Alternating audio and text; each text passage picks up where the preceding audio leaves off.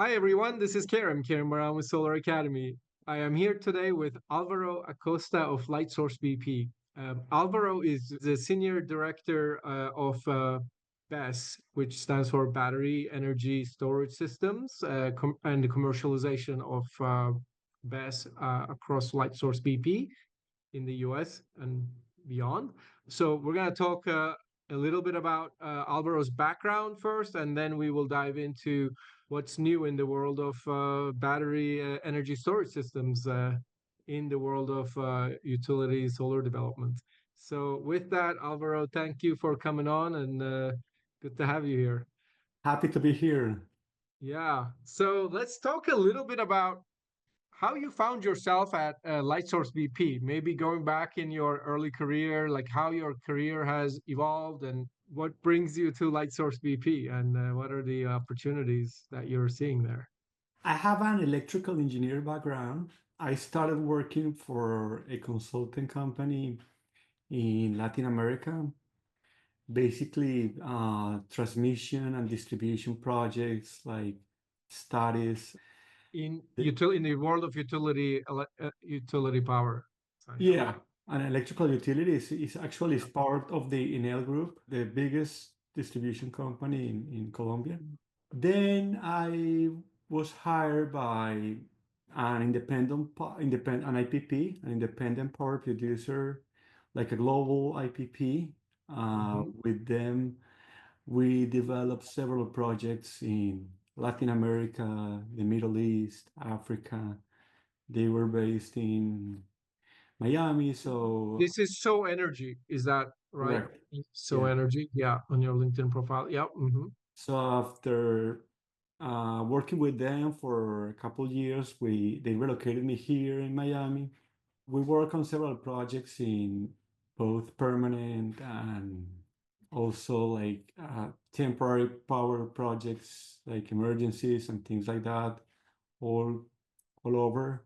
We found that there were opportunities for the like mixing some fossil fuel with renewables, mostly in remote locations like cities in the north of Brazil, like in the Amazonas region, Well, where diesel power is one of the main, let's say, the main fuel for power generation. They're very remote and isolated. So we there it is. found that there were opportunities also for solar and for energy storage just by doing energy shifting, which is okay, let's save some fuel, let's save some diesel that is really expensive. I mean, we're talking about $1.1 per liter. Yeah, So yeah. so you get to 32, 33 cents per kilowatt hour, which is really expensive. So if you're able to shift some of that energy with solar, you can down that. I mean, you can diminish that cost by a factor of 20, 30%. Yeah, Yeah, yeah. And that you were doing with So Energy in remote parts of correct. Brazil. And then you also had a role as Director of Energy Storage Systems for 174 Power. Yeah, then I joined 174 Power Global. I worked with them for almost 2 years, What geographies were you focused on then? with only in the US. That was battery work in the US, and the Correct. types of applications were again like coupled with solar or standalone or. Both standalone solar and Mhm. also co-located projects. Yeah. Got it. Got it. And now you're doing the same thing at Lightsource. Yeah, so tell us a little bit about like what you see in the market in the US at the utilities scale level with obviously solar has been growing really well in that market for a couple of decades, and now we're starting to see batteries, which is the missing link to really have solar in a big way, Yeah. not just 4, 5, 6, 7% of the grid, but maybe 10, 20, 40, 50% of the grid. So do you think that's going to happen anytime soon? And like, where are you seeing the movements and what are the cool applications and economical applications that you're seeing. Yeah, I see the renewable penetration in the US is, I mean, it has been gaining a lot of traction during the last years. And as you mentioned, energy storage is that link. Once renewable penetration goes to a certain place like wind and solar, I mean, you start seeing that there's a need for storage. There's a need for something that can add that flexibility, that can somehow potentialize that energy or that renewable solution. So that's like the missing link. What we've seen in terms of markets, I mean, we have been seeing a lot of opportunities in different ISOs in the US. There's a lot of opportunities in ERCOT, in PJM, SPP, CAISO. Each market has like its own rules. There's some regulatory aspects that we have to be aware of. The revenue streams are different. The way how you can add value to the customers could be a little bit different. So we have to keep in mind and to have all of those points like very clear to be able to develop the solution.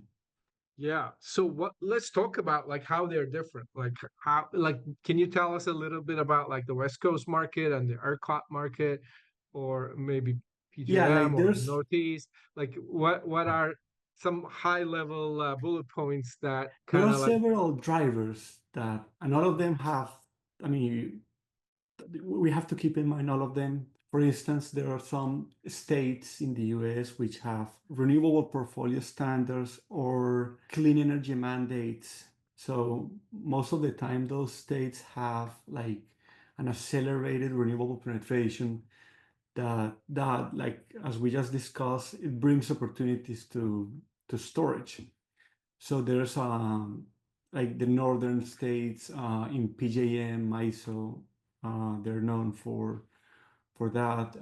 Also, California, we all know that is being very active. There are also some places or some states where just like everything is more, let's say, deregulated, like ERCOT, where there's a lot of renewable as well, a lot of solar. Is very dynamic, the amount of data centers that are going there. So that's part of the of what we see, or I mean, where we see the opportunities, understanding where we can add value, what type of value. Yeah. some of these solutions are obviously like long-term duration storage type long duration storage type solutions, and sometimes the solutions are more for providing voltage or power just for short periods, for peak demand type scenarios. Like what are some of those key scenarios and Yeah, what like the yeah, typical, let's say, let's start first by the typical short duration storage. I mean, yeah. mostly when you have like a 2 hour duration storage, it's basically because you have, I mean, you want to take advantage of the energy arbitrage.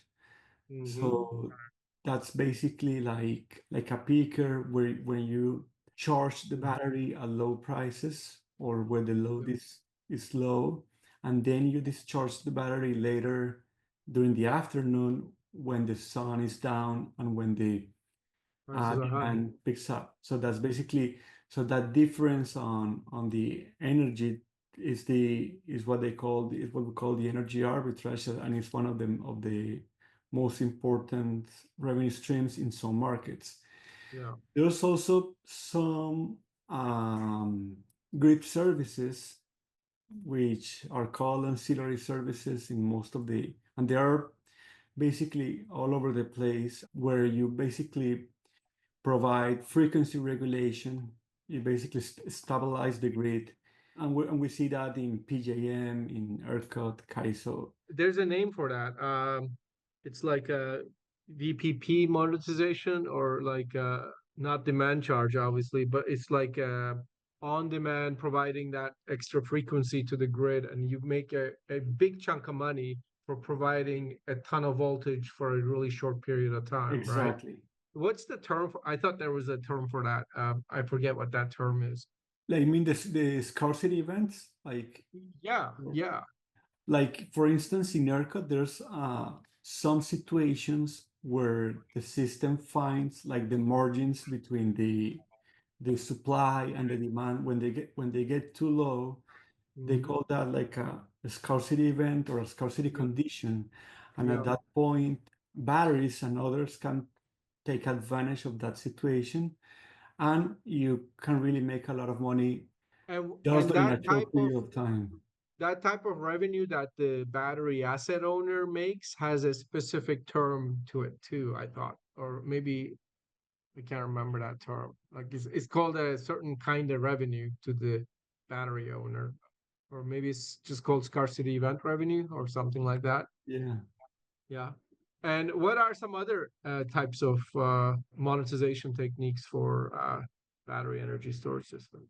Let's say there's other applications, like for instance, where there's ways to add value with storage, like transmission deferrals. It applies more to long duration storage in most cases, Hmm. where the utility sees that instead of investing on a transmission line, for instance, which is, I mean, those projects could be expensive, could have some effects in terms of the environment.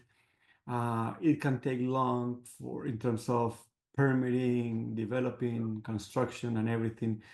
So sometimes just by adding a battery storage, you can avoid or defer that construction. That's one way to add value. There's some peaker plants like simple cycles or coal power plants that right now I mean, they are seeing difficulties to operate. I mean, they cannot compete with solar or wind or with wind in some cases. So now they have been operating mostly as peaker plants. So just like at moments where they are really needed. And what they're seeing is that BESS in these situations can provide that capacity or that and that energy that those peaker plants have been providing. So that's another possibility, which is compete for energy and compete for capacity in some markets. Yeah. Yeah, There's some states that have initiatives to decarbonize and have some plans already online to future retirements. That's also a niche for us, like finding those locations where we can replace a fossil fuel power plant that is about to get retired yeah. in the future. In terms of technology, what kind of chemistries are most common in these Yeah, applications? there's, I I'm mean, assuming.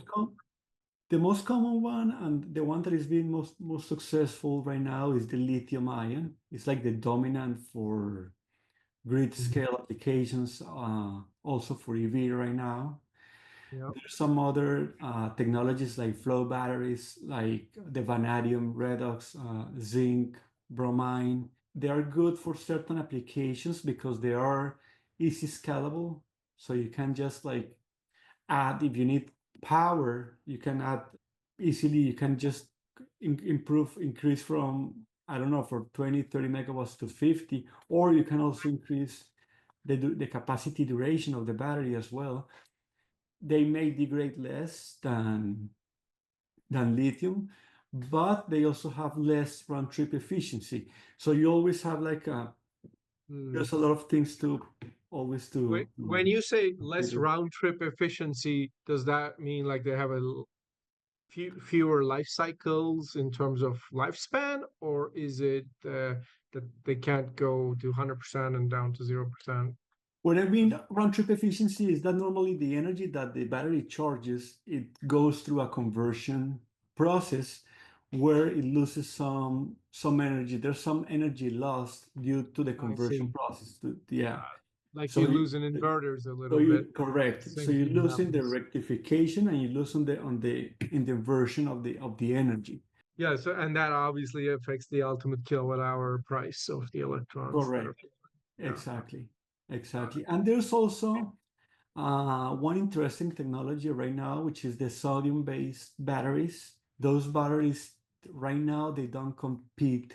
I mean, their cost is not as low as lithium ion right now, but in the future it might. Yeah, so that's a promising technology, which is the sodium-based batteries. Okay. Well, while we're talking about this, I just want to share for viewers' benefit this one particular page on your website at lightsourcebp.com.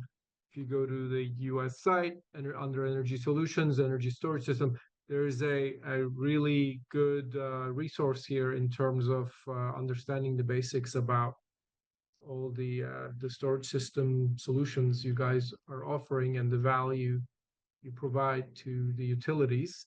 So just wanted to make sure viewers are aware of this resource. Coming back to the value to the utilities. So then, like, if we were to summarize that value, like there's flexibility value, there's the diminishing the volatility, the dispatch capability, providing additional capacity.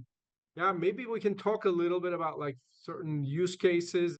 I think, yeah, we haven't talked about grid congestion with the amount of renewable penetration that we've seen. What Yeah. that, what is very common is to have the transmission grid congested, so that leads Mhm. to curtailment. So some of the projects like PV projects are curtailed for different periods of time. Sometimes that curtailment levels get to 10% or even more than that in some particular regions.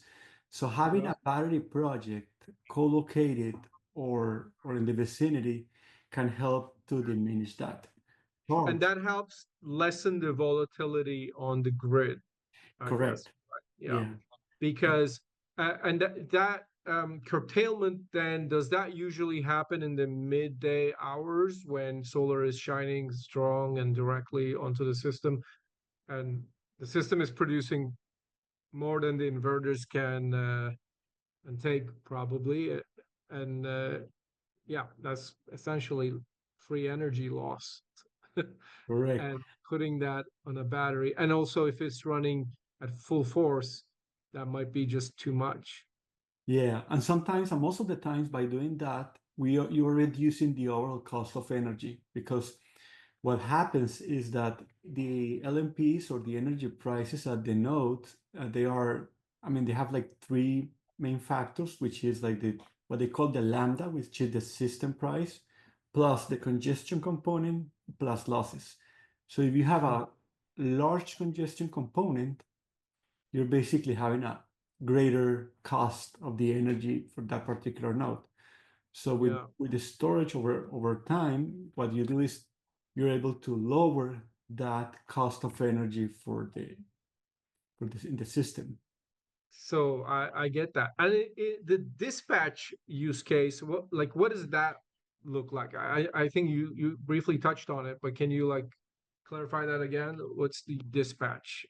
Most of the times with this renewable penetration, with the PTC as one of the incentives for that is widely used in solar, there's a lot of negative pricing in the grid.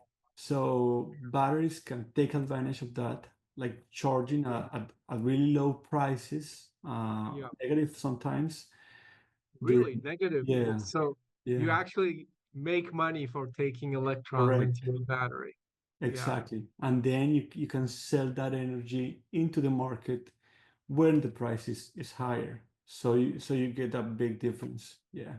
That reminds me of the oil prices of COVID days when, when oil price went to below zero because there's no place to put the Yeah. oil coming into the country. Yeah, that's really interesting. Okay. I think we covered most use cases. Are there any others that we should touch on before we jump on to like certain projects that we can talk about maybe, or like certain types of Um, projects? there's some applications that maybe we can touch on, which is in with the data centers boom that we are Hmm. witnessing right now in the US. Yeah. we believe that there's opportunities for BESS and also for behind the meter solutions.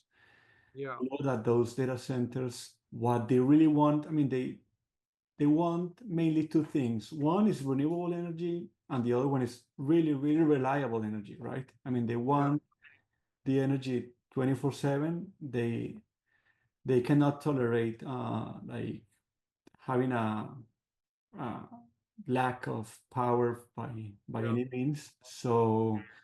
And at the end of the day, the most expensive kilowatt hour is the one that you don't have.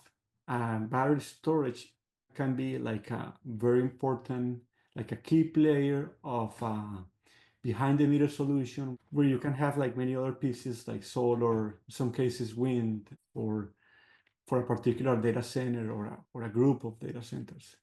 Yeah. So are you seeing a ton of data centers being built with solar plus battery behind the meter, behind the Yeah, there's transformer, almost like in a off-grid manner, but really not off-grid because they're touching the data center, which is correct. also Yeah. connected to the grid, but you can design that to almost run the data center in an off-grid manner, I assume. Yeah. Is that, That's an and option that you can do. Yeah. that's a thing that's happening at more and more scale as time Yes. passes.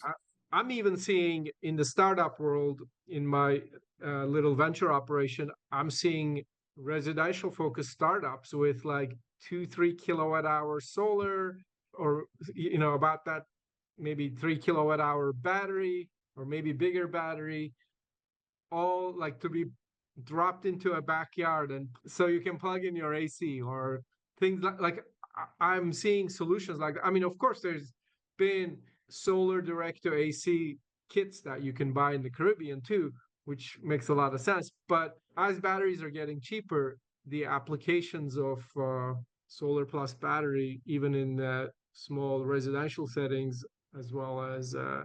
commercial CNI settings, are increasing.